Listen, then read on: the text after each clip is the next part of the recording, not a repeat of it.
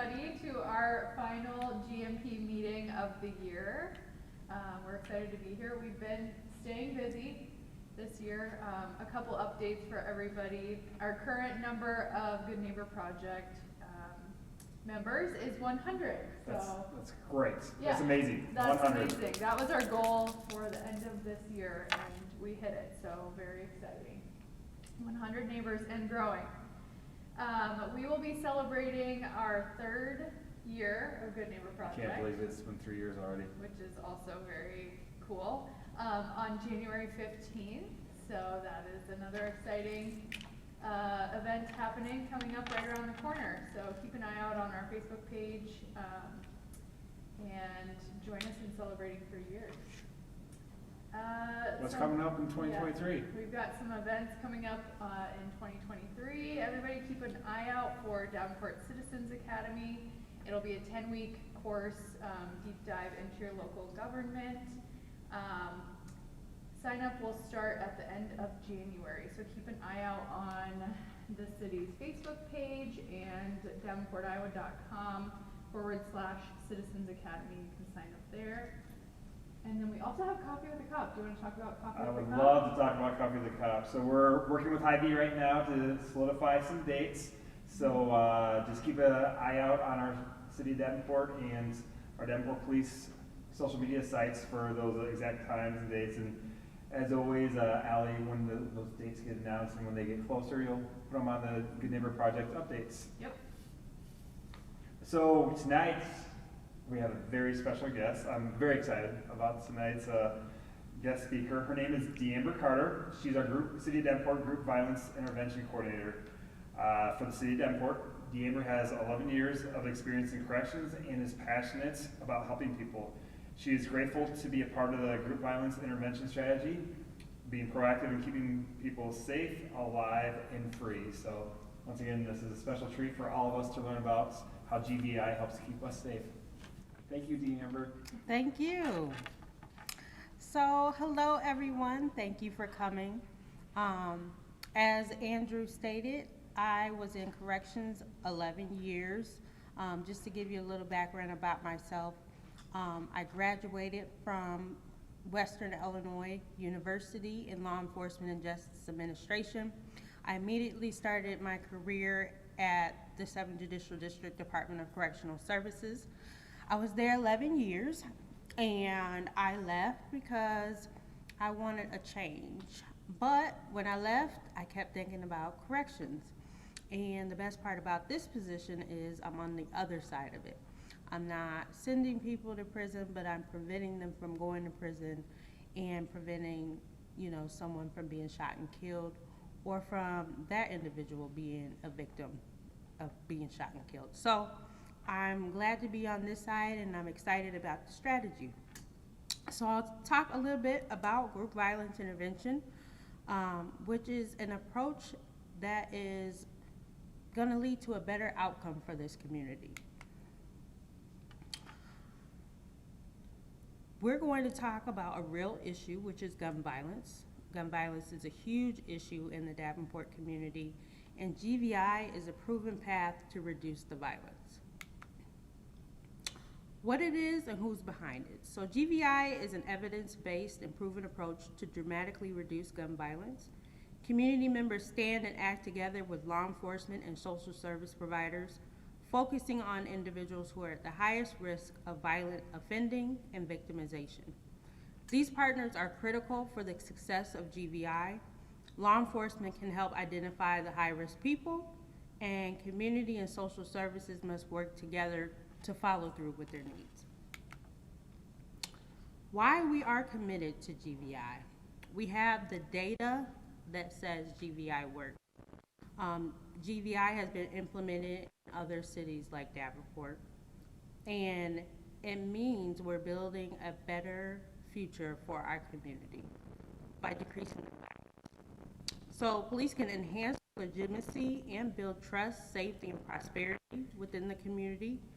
And each one reaches one means that we're targeting individuals that may be of influence to others. We're going to talk about the 3 steps of the GVI approach, which we call the power of 3.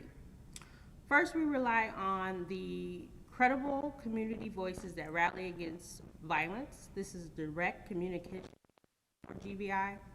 The second is a point of genuine offer of help.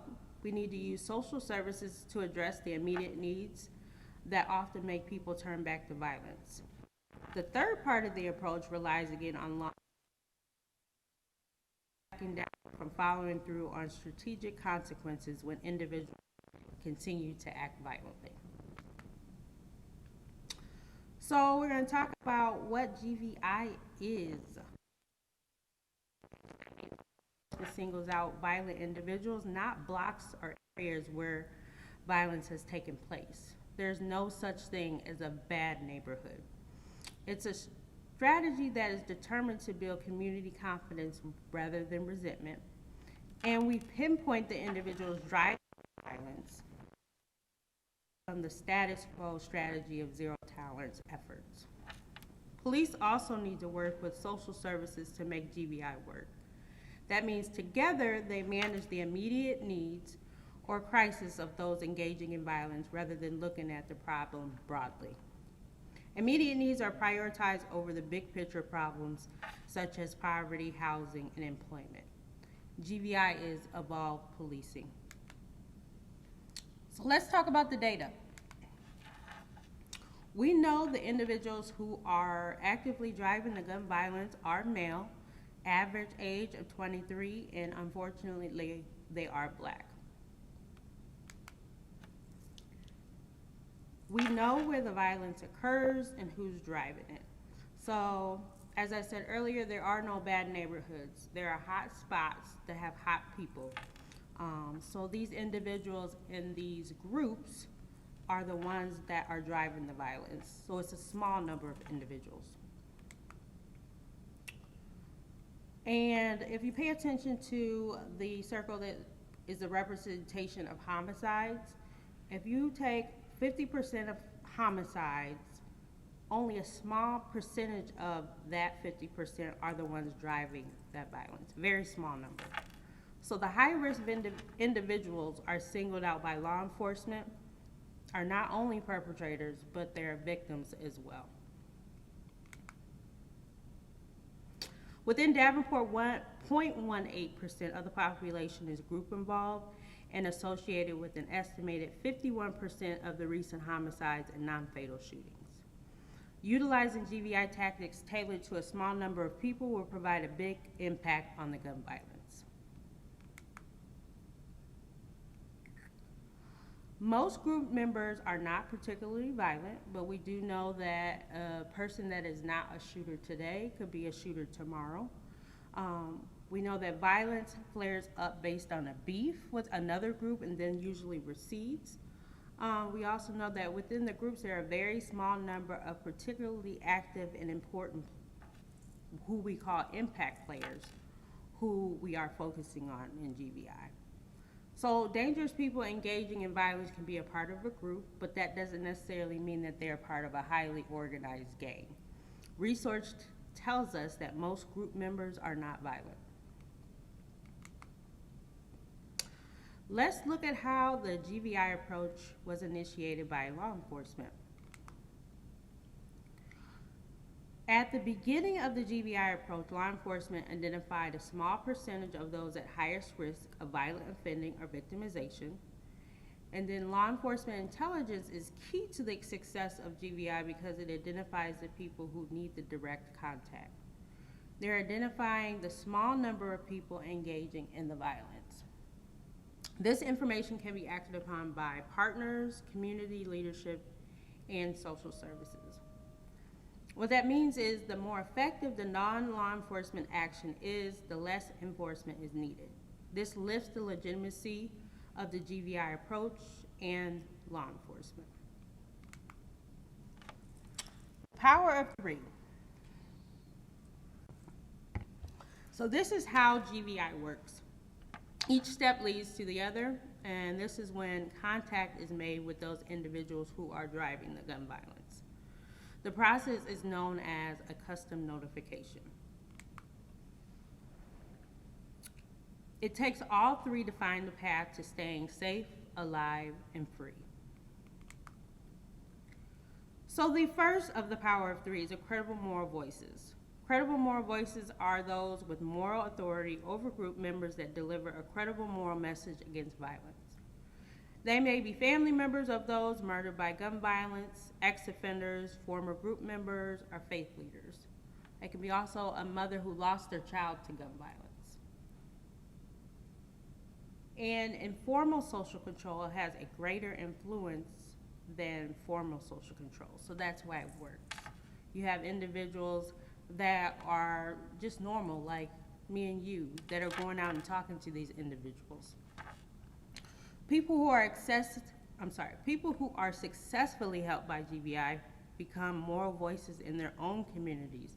So our hope is those individuals that we have helped, that they would be willing to join the GVI strategy and communicate to their community that they also want to keep their community safe, alive, and free.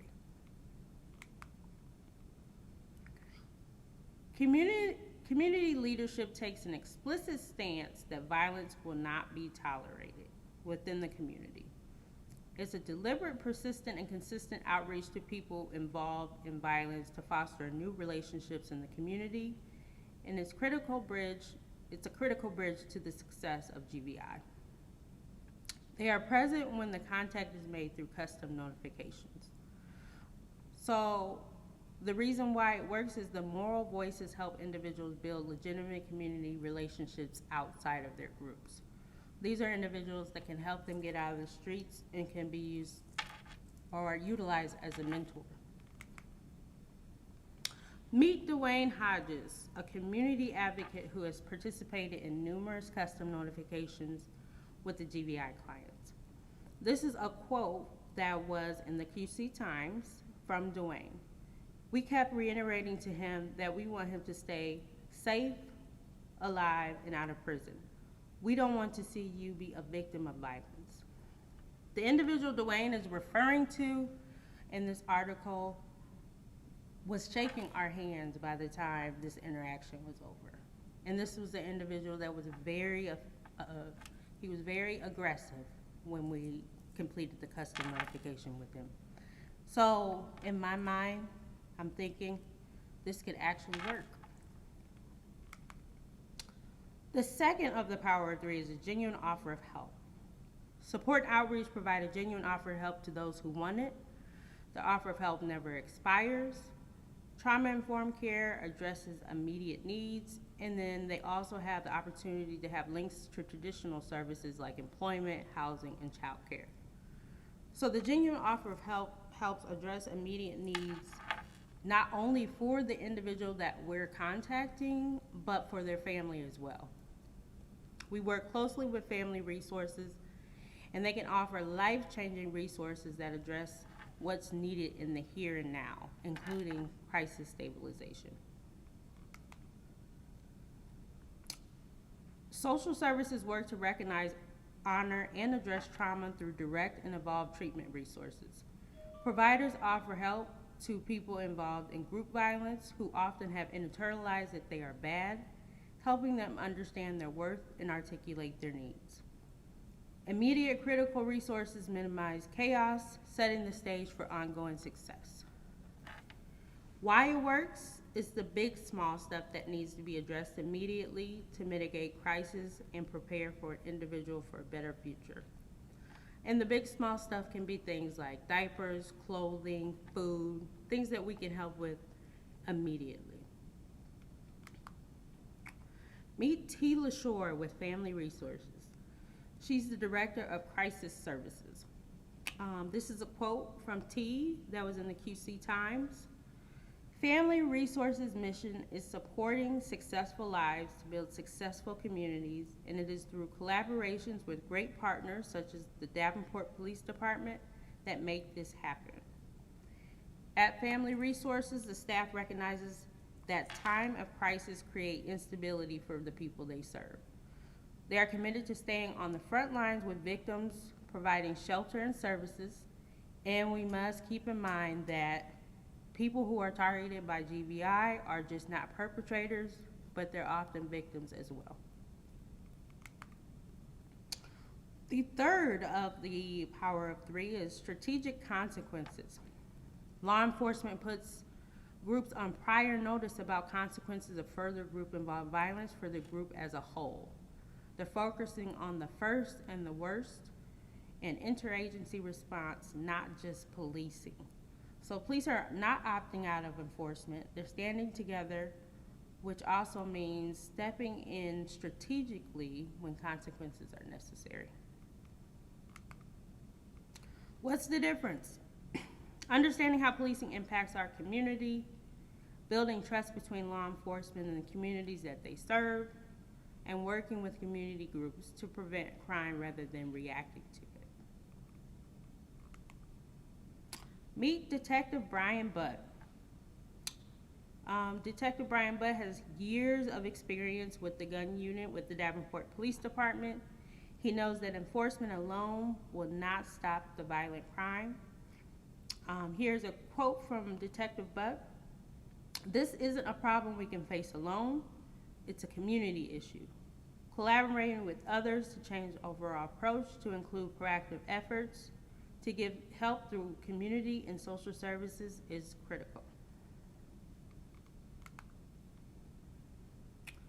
So the consequences: we will help you if you let us, but we will stop you if you make us. Police are not backing down from enforcement when necessary.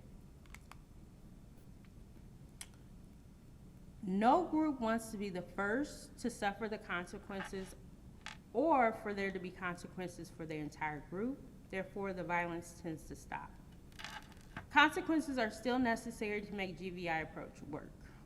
This approach calls for law enforcement to step in when necessary and apply all legal means to stop the violence. GVI subjects are notified in their first contact that the consequences of group violence are real. GVI is a long-term approach, not a program with an end date. And here's how we're progressing in the next steps. So I was hired in May, and since we have started custom notifications, in total we have done 71 custom notifications, and of those 71, 14 of those individuals have accepted some type of service. The number is not high, but we've only had 3 people recidivate of those individuals we have custom notified. So they may be taking the message, which is most important, even if they're not accepting services. We continue to train as we can. We want to gain all the knowledge that we can. And every week, law enforcement conducts shooting reviews. That is when they review the shootings over the past week and determine what our next steps will be for the week as far as custom notifications. We will continue to do custom notifications. We'll continue to identify more service gaps, increase capacity where needed, and we're going to continue the ongoing integration into law enforcement culture of the approach. GVI requires collaboration between law enforcement, the community moral voices, and social services to keep all of these individuals safe, alive, and free. And that is it. If you do know anybody who has suffered from being involved in gang violence or has been affected by, gun violence, or has been affected by gun violence, please have them reach out. We can be reached at gvi@davenportiowa.com. Thank you. Thank you. Thank you, D'Amber, for your presentation, and thank you for everyone who attended our Good Neighbor Projects. Have a great new year, and we'll see you in 2023.